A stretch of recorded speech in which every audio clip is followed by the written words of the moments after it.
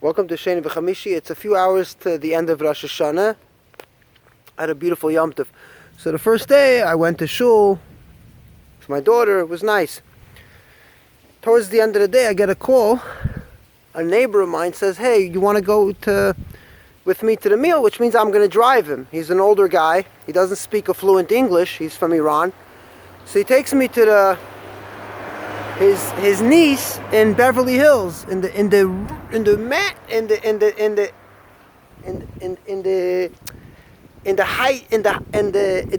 Shebegvidim, the high hills of Beverly Hills, all these mansions right and left, crazy style. So I come to the house with him, and he calls me rabbi, but I'm not exactly a rabbi. By the way, they asked me, where's your red shoes? So I came back today. We had a great we're going to have lunch now, but we had a whole nice thing. So he said, where's your red shoes? The guy remembered from 3 years ago, one of the sons. So one of the other son, who's a radiologist, doctor, he's a frum guy and he's Orthodox. So much that when we were going to the car, he couldn't slam the door shut because it might shut the lights off. And he asked me my name. I said my first name, Yehuda, and Chatzkolevich. And he's like, why? I know your brother. He's the rabbi at UPenn. First he's like, I don't believe you. And I was like, look, you don't want to believe? Don't believe. Whatever's better for you. I'm not going to force it, but it's beautiful to... So we got into a conversation, and he's Iranian, Baal Tshuva. I can tell he's he's davening out of a Lubavitcher Siddur. He's trying to finish the whole Avinu Malkeinu, saying every word, you have to finish the book, He's in the program.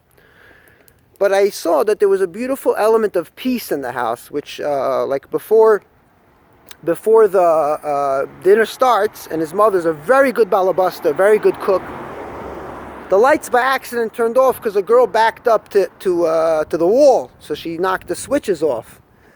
So here's a little bit of what's going on here. There's the hills of Beverly Hills, the Gvidim Sheva Gvidim over here. So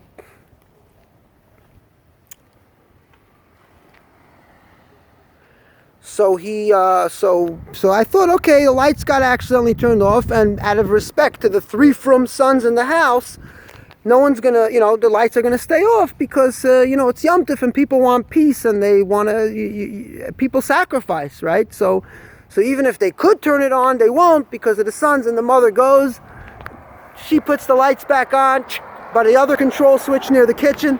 It's a huge house. They have a Sefer Torah, they have a shul, minyanim, everything over here. And I've been here before because I was sent by a Chabad rabbi to go blow shofar for them.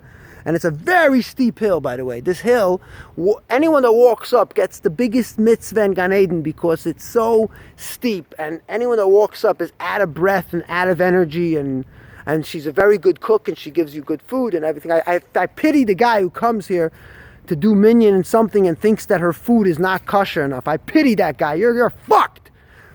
But, so anyway... She turns the lights back on, and I'm trying to think what she's thinking in her head. Now, it's just my own imagination. I'm making it up, but she's probably thinking, I did not get ready for Rosh Hashanah for this little fucking detail. We are not going to have a dark, it's a beautiful long table. The lights are important. Of course, they could have solved the problem by putting candles on the tables. But anyway, we got into good discussion. This is a doctor. This is not some guy who was raised and indoctrinated into a Haredi school that I wouldn't expect better. I expect better. And he has this thing where he's worried about continuity for his children, for the Judaism, the authentic Judaism. Whew, that was fast. And so I stepped out. I'm going to go back in, and he's worried about continuity. I told him I am not worried at all. I do care about continuity of culture, meaning the music, the songs, tradition, the people, the language. I care about Judaism, but all the secular elements to it, even the religious parts that are, from a secular point of view, make sense and are meaningful, especially sitting around the table.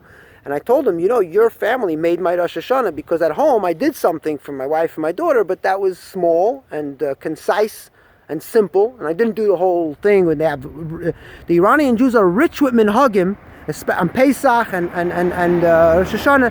Ashkenazim also, but they have the hiratzins that they say with the and And the onion, I forgot, you're not supposed to eat it. You're supposed to throw it over your shoulder, the scallion. Here's this neighbor, a Yid that doesn't know about Yiddishkeit Nebuch. Anyway, so it was a really, and then we finally, I was looking forward to hopefully having a focused conversation with him in the back, which we did over a good cigar. And he said that basically the evidence of God is the Jew today. So it's not and he explained it through evolution, and he explained how evolution with animals and survival. So we're not the Jews of the Beis HaMikdash with the temple and all that. We are doing something different today, but it's part of the evolution, and it makes sense that we're different today because of time, but we have the essence of Judaism today. And he's worried that it won't continue with his kids. And I told him I don't live a day in my life worried about it. Chances are my kids will either be either interested or not, but it has nothing to do with my observance and my, like he was saying,